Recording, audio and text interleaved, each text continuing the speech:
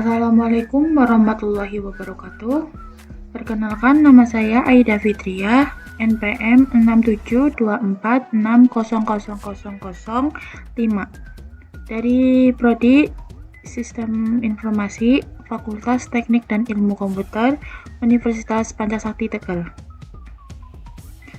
Pada video kali ini saya akan menjelaskan hasil analitik dan visualisasi data menggunakan Tableau dengan dataset kasus 5, yaitu analisis Customer Experience E-commerce. Mari kita mulai.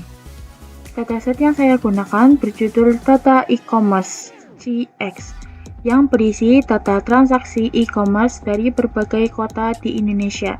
Dataset ini terdiri dari sekitar 200 baris data transaksi yang mencakup periode Januari hingga Desember, dari kuartal 1 hingga kuartal 4. Terdapat 21 variabel, yaitu kolom penting dalam dataset ini. Antara lain, dataset ini memiliki 21 kolom yang terdapat dikelompokkan menjadi 4 kategori besar. Pertama, informasi waktu, yaitu tanggal, bulan, dan kuartal. Kedua, informasi pelanggan, yaitu kota, wilayah, segmen pelanggan, device, kanal akuisisi, dan status retensi. Ketiga, informasi transaksi, yaitu ID order, kategori produk, jumlah item, nilai transaksi, diskon persen, ongkir, metode pembayaran, dan status pesanan. Keempat, informasi pengalaman pelanggan, yaitu lama pengiriman hari, keluhan, rating aplikasi, dan skor kepuasan. Keempat, kelompok ini bersama-sama memberikan gambaran lengkap tentang customer experience dari awal transaksi hingga evaluasi kepuasan pelanggan. Dalam dashboard ini, saya menggunakan 3 KPI utama untuk mengukur performa customer experience, yaitu KPI yang pertama adalah total nilai transaksi yang mengukur total revenue yang dihasilkan dari seluruh transaksi. KPI ini penting untuk mengetahui seberapa besar pendapatan yang diperoleh bisnis secara keseluruhan. KPI yang kedua adalah rata-rata skor kepuasan pelanggan. Skor ini diukur dari skala 0 hingga 100 dan mencerminkan tingkat kepuasan pelanggan terhadap keseluruhan pengalaman berbelanja, mulai dari produk, pengiriman, hingga layanan aplikasi. Dan yang terakhir, KPI ketiga adalah repeat rate atau tingkat pembelian ulang. KPI ini menunjukkan persentase pelanggan yang kembali berbelanja setelah transaksi pertama mereka. Semakin tinggi repeat rate, semakin baik loyalitas pelanggan terhadap platform. Visualisasi pertama adalah tren nilai transaksi per bulan menggunakan line chart atau grafik garis. Saya memilih line chart karena grafik ini paling efektif untuk menampilkan perubahan nilai dari waktu ke waktu, sehingga kita bisa melihat tren naik turun transaksi sepanjang tahun dengan jelas. Visualisasi kedua adalah rata-rata skor kepuasan per kategori produk menggunakan horizontal bar chart. Saya memilih bar chart horizontal karena memudahkan perbandingan antara kategori produk secara langsung dan pembaca bisa dengan cepat melihat kategori mana yang terdapat skor tertinggi dan terendah. Visualisasi ketiga adalah distribusi retensi per segmen pelanggan menggunakan stacked bar chart. Grafik ini saya pilih karena mampu menampilkan 2 informasi sekaligus, yaitu jumlah pelanggan per segmen sekaligus promosi antara pelanggan yang repeat dan tidak repeat dalam satu tampilan yang ringkas. Visualisasi keempat adalah total transaksi per kanal akuisisi, juga menggunakan horizontal bar chart.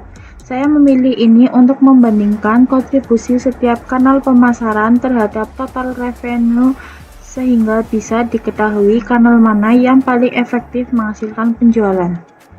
Lalu yang terakhir yaitu visualisasi analisis keluhan pelanggan menggunakan horizontal bar chart berwarna.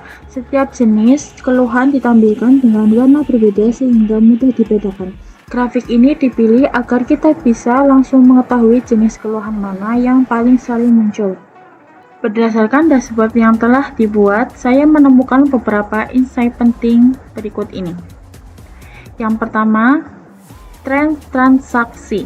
terlihat bahwa nilai transaksi mengalami penurunan di bulan Februari hingga April, kemudian naik kembali di pertengahan tahun dan mencapai puncaknya di bulan Desember.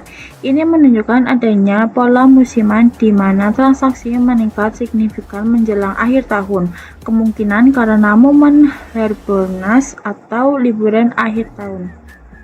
Dari grafik kepuasan kategori, buku dan ATK memiliki rata-rata skor kepuasan tertinggi, sementara makanan dan minuman serta elektronik aksesoris mendapat skor lebih rendah.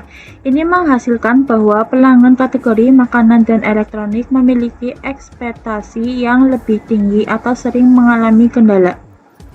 Dan yang ketiga yaitu grafik retensi pelanggan. Pelanggan aktif merupakan segmen terbesar, namun sebagian besar tidak melakukan pembelian ulang. Sementara pelanggan loyal memiliki proporsi repeat yang lebih tinggi, menunjukkan bahwa program loyalitas berhasil mempertahankan segmen ini. Dan yang keempat, kanal akuisisi. Dari grafik kanal akuisisi, website organik menghasilkan total transaksi terbesar sekitar 16 miliar rupiah, diikuti Google Search dan referral. Sementara TikTok Ads menghasilkan transaksi paling rendah, menunjukkan bahwa kanal berbayar belum seefektif kanal organik. Dan yang terakhir, analisis keluhan. Dari grafik analisis keluhan, pengiriman lama menjadi keluhan terbanyak dengan lebih dari 30 kejadian, diikuti oleh produk rusak. Ini menjadi perhatian serius karena kedua masalah ini langsung berdampak pada kepuasan dan retensi pelanggan. Berdasarkan seluruh analisis yang telah saya lakukan, saya menarik beberapa kesimpulan. Pertama, bisnis e-commerce ini memiliki pola transaksi musiman dengan puncak di Desember, sehingga persiapan stok dan kapasitas pengiriman perlu ditingkatkan menjelang akhir tahun. Kedua, keluhan terbesar adalah pengiriman lama dan produk rusak. Kedua masalah ini harus segera diatasi karena berdampak langsung pada skor kepuasan dan keputusan pelanggan untuk kembali berbelanja. Ketiga, tingkat repeat purchase masih rendah, terutama pada segmen pelanggan baru dan aktif. Dibutuhkan program retensi yang lebih agresif untuk mengonversi mereka menjadi pelanggan loyal. Adapun rekomendasi yang saya berikan adalah rekomendasi yang pertama, yaitu tingkatkan kualitas layanan pengiriman dengan bermitra dengan jasa pengiriman yang lebih andal atau memberikan estimasi waktu pengiriman yang lebih akurat kepada pelanggan. Rekomendasi kedua yaitu perbaiki sistem quality control produk sebelum dikirim, khususnya untuk kategori yang sering mendapat keluhan seperti elektronik, aksesoris, dan fashion. Rekomendasi ketiga yaitu buat program loyalitas seperti produk reward atau voucher khusus untuk mendorong pelanggan baru dan aktif melakukan pembelian ulang. Rekomendasi keempat yaitu fokuskan anggaran pemasaran pada kanal website organik dan Google Search yang terbukti menghasilkan transaksi terbesar sambil mengevaluasi efektivitas TikTok Ads. Dan rekomendasi yang kelima yaitu memberikan perhatian khusus pada kategori makanan dan minuman serta elektronik aksesoris dengan meningkatkan standar layanan purna jual untuk menaikkan skor kepuasan. Demikian presentasi dashboard analisis customer experience e-commerce yang telah saya buat menggunakan tablet. Terima kasih. Wassalamualaikum warahmatullahi wabarakatuh.